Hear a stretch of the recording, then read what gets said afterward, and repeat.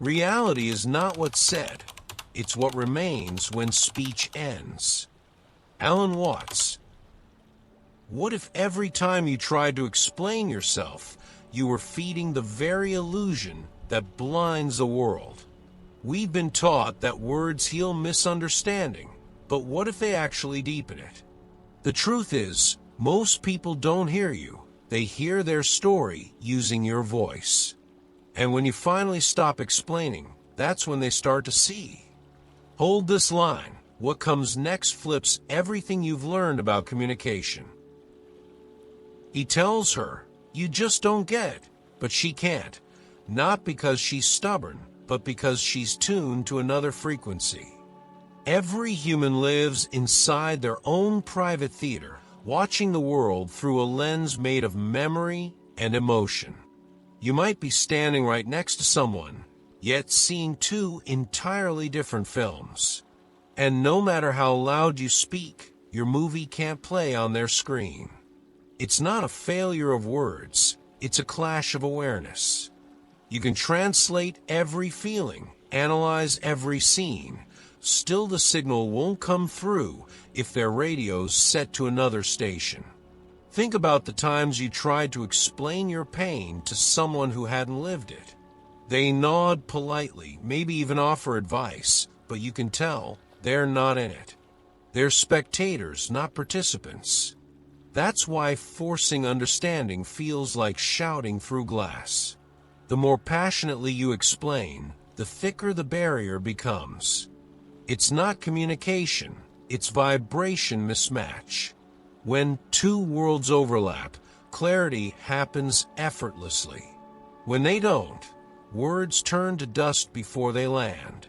Maybe the real wisdom isn't in louder speech, but quieter seeing. Try something. Take one slow breath. Then recall the last moment you tried to make someone get it. Notice the tension in your body just remembering that scene. That tightness is the toll. Energy burned trying to bridge a gap that wasn't meant to close. So ask yourself, what if understanding was never the goal, only resonance? We grow up hearing that communication fixes everything. Couples just need to talk, teams just need clarity, humanity just needs dialogue. Sounds noble, doesn't it? Yet most people aren't listening to you. They're listening to their own echo. Words don't travel through open air. They travel through filters, fear, pride, bias, pain. By the time your truth reaches them, it's already rewritten by their mind. He once tried to reason with a friend who heard every sentence as accusation. Every "I feel" became "you're wrong." That's how illusion works. It recycles your meaning into its own defense. When someone's trapped in their story, communication doesn't bridge, it reinforces. The more you insist, the more they dig in. You're not exchanging truth, you're trading projections. That's why resonance matters more than vocabulary. Two souls in harmony can understand each other in silence. Two in dissonance can argue forever and still miss the point. The universe doesn't translate between frequencies, it simply matches vibration. So next time you feel misunderstood, don't push harder. Pause. Ask yourself, is this person even on my wavelength? Because sometimes the greatest clarity comes from letting the conversation dissolve. Words lose their magic when thrown against closed walls. But silence echoes in the chambers of illusion until truth begins to hum. Hold that line. What comes next flips what you've been taught about connection itself. Ever notice how defending yourself always leaves you exhausted? You start the conversation hoping for understanding and end up feeling like your soul's been siphoned. That's because explaining yourself to the wrong audience isn't connection. It's energy leakage. You keep pouring from a cup they never meant to hold. One man once said, "I feel like I have to keep proving I'm not the villain in someone else's story." That's the trap.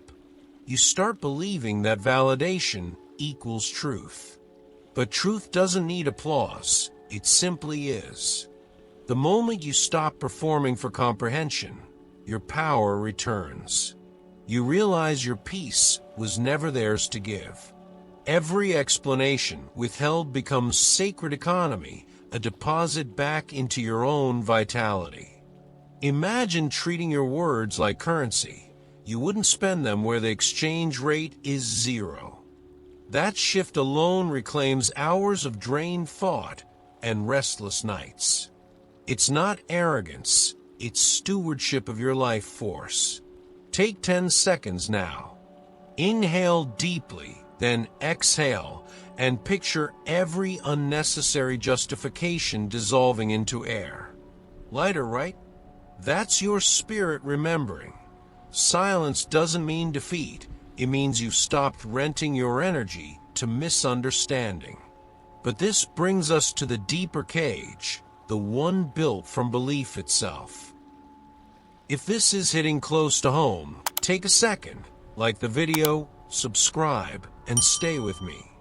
What comes next goes even deeper. Most people don't defend truth, they defend survival. Their beliefs are safety blankets stitched together from fear and familiarity. To question them feels like death, because who would they be without their story? When you try to show them another way, they don't see light, they see threat. So they fight to keep the walls standing. A man once told me, "My father believed the world was out to get him. Even love looked suspicious to him." That's what illusion does. It hardens perception into armor. And when you speak truth to someone wearing armor, every word hits like an attack. You can't free someone who's still mistaking their chains for protection. This is why arguments rarely shift anything real. Logic can't reach where fear is the foundation. Only experience can. The moment life shakes their certainty, cracks appear, and light seeps through. Until then, your role isn't to hammer the wall. It's to stand outside it, steady and clear. Presence speaks louder than persuasion. So when you find yourself tempted to convince, remember, no one awakens through being cornered. They awaken through curiosity, through space. And the moment you stop pushing, you create that space. Because what happens when you finally stop trying to prove the sky is blue and let illusion reveal itself instead?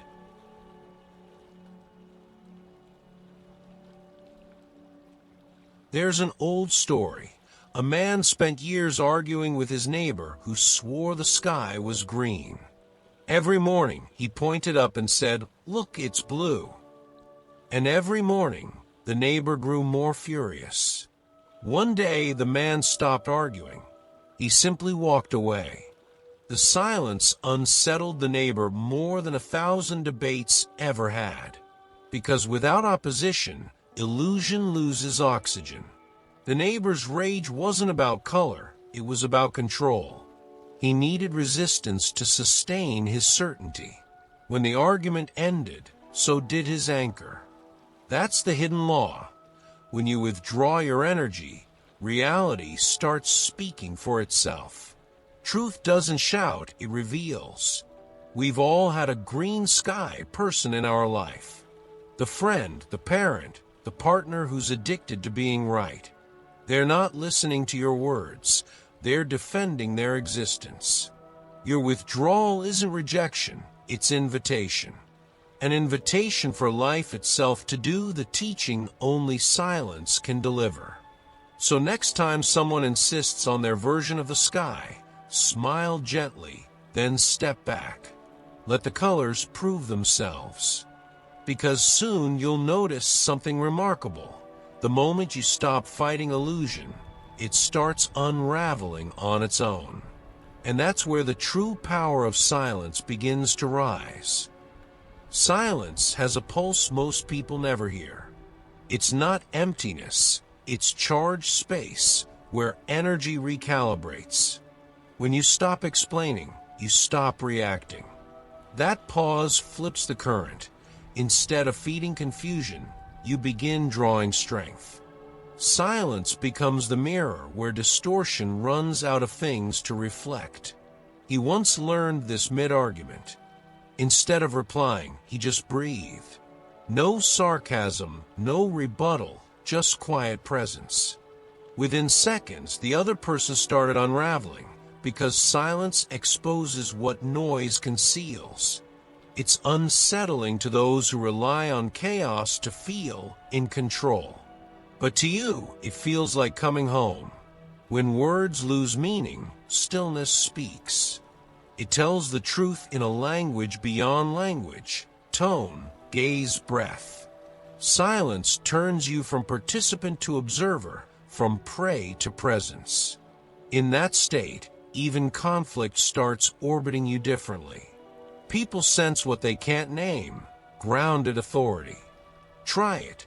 Next time someone throws bait for reaction, count 3 heartbeats before responding, or don't respond at all. That's not weakness, that's wisdom in motion. Because once you've tasted the clarity inside true stillness, you'll see that silence is an escape. It's discernment, waiting to be understood. Most people mistake quiet for surrender. But real silence isn't retreat, it's strategy. It's the art of choosing where your energy lands. There's a difference between walking away because you're afraid and walking away because you've seen the terrain. Wisdom knows when a battlefield isn't worth entering. Picture someone arguing in circles while you stand calm, steady.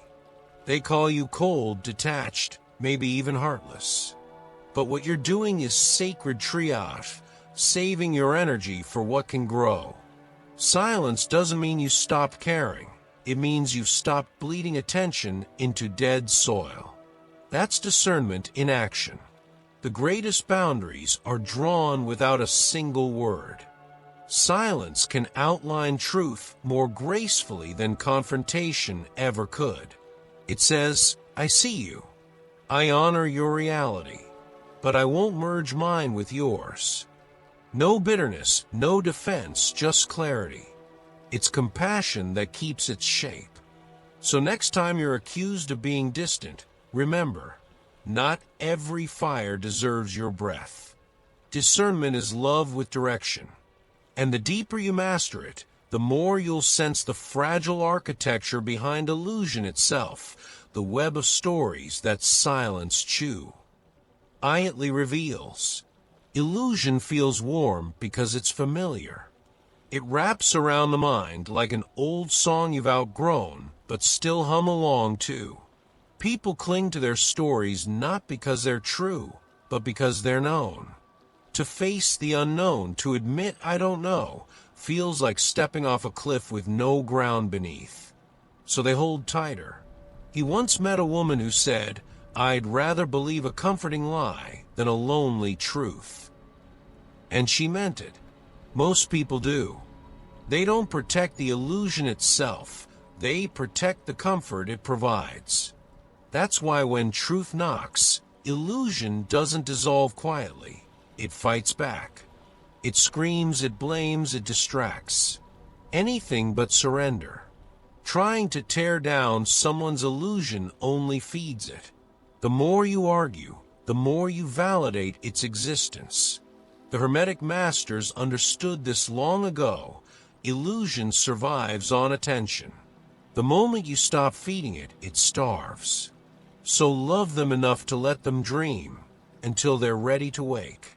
Because the waking doesn't come from your effort, it comes from life. Life is the great teacher, the gentle eroder of falsehood. And when illusion begins to crumble, you'll see your silence was never neglect. It was trust in a deeper intelligence already working behind the scenes. There's a quiet revolution that begins the moment you stop explaining. Your energy, once scattered like confetti in every direction, starts coming home. You feel lighter, steadier, almost magnetic. That's what happens when truth no longer depends on approval. Peace isn't something you chase. It's what returns when you stop giving yourself away. He used to think strength meant having the last word. Now he knows strength is the ability to withhold it. Every silence becomes a line drawn in sacred ground, a declaration that his energy isn't public property.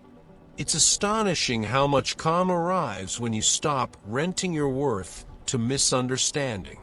Peace isn't passive, it's active alignment. It's choosing presence over persuasion, solitude over noise. When you hold your center long enough, even chaos begins to orbit around you differently. You're no longer trying to be seen, you're simply being, and that's what makes you luminous. So if you ever wonder where your power went, look at where you've been over-explaining. Each unspoken word is a spark returning to your fire. Guard it. Let silence rebuild your equilibrium. And when that peace settles in your chest, you'll see what freedom really feels like, letting others keep their version of reality. Freedom begins when you stop trying to correct every misconception about you. Let them believe what they need to. It's their reality show, not yours. People cling to their interpretations like comfort blankets. Tearing them away only breeds resentment. Real peace is watching the misunderstanding pass by like weather without stepping into the storm. He once spent months defending himself against rumors that never deserved oxygen. The day he stopped, something incredible happened. The noise died faster than he expected, because illusion thrives on reaction. When you remove your attention, it collapses under its own weight. Serenity is the art of allowing distortion to burn itself out. Letting others be wrong about you isn't weakness, it's mastery. It's trusting that truth doesn't need you to police it. Life itself does the correcting, through time, friction, and consequence. When you release the urge to explain, compassion finally has room to breathe. You realize you were never fighting people, only their projections. So the next time someone misunderstands your silence, smile softly. Their version of you lives only in their mind, and minds change with experience. Stay anchored in your own clarity, because from that stillness, a deeper awareness begins to emerge, the quiet presence of wisdom itself. True wisdom doesn't shout. It hums beneath the noise, calm and certain. When silence becomes conscious, it stops being emptiness and turns into a living presence, a kind of inner temple where truth needs no defender. You begin to realize that peace doesn't come from being understood, but from no longer needing to be. He once described it like tuning a radio to a higher frequency. At first, all you hear is static, your own thoughts, your fears, your need to explain. Then, slowly, a clearer signal emerges. That's what silence does. It refines perception until only truth remains. Understanding becomes optional. Awareness becomes enough. In that space, you don't argue with illusion, you outgrow it. Your stillness becomes a force field, shifting every room you enter without a single word. People feel it but can't name it, that grounded vibration that speaks directly to the soul. That's divine communication, not through speech, but through being. So remember this, validation is a poor substitute for knowing. Speak only when your words serve evolution, and stay silent when they only serve illusion. That's the rhythm of mastery, one breath, one choice at a time. And from here, the next question naturally rises. What happens when truth itself starts speaking THR? Oof you. So here's the paradox. You never needed to prove your truth, only to live it. The moment you stop explaining, the noise fades, and your energy returns to its rightful owner, you. Let them keep their stories. They'll dissolve on their own. What stays is your stillness, your clarity, your power. Now imagine this, walking into any room without needing to convince a single soul. Your silence speaks before your words ever could. That's not isolation, that's freedom dressed as calm. And from that calm, wisdom finally starts to move through you, naturally, effortlessly. If this message resonates, let it anchor deeper. Take one slow breath and just feel your own presence. That's your real voice, not the one spent explaining. And if you felt that shift, like something inside just remembered, stay connected here. Subscribe, turn on the bell, and share this with someone who's ready to stop defending their light. Because this path doesn't end in silence, it begins there. The next revelation, the one about what silence creates, waits in the next video. Don't just listen. Walk with it. Speak less, be more. And when the world demands an explanation, smile gently. And remember, truth explains itself.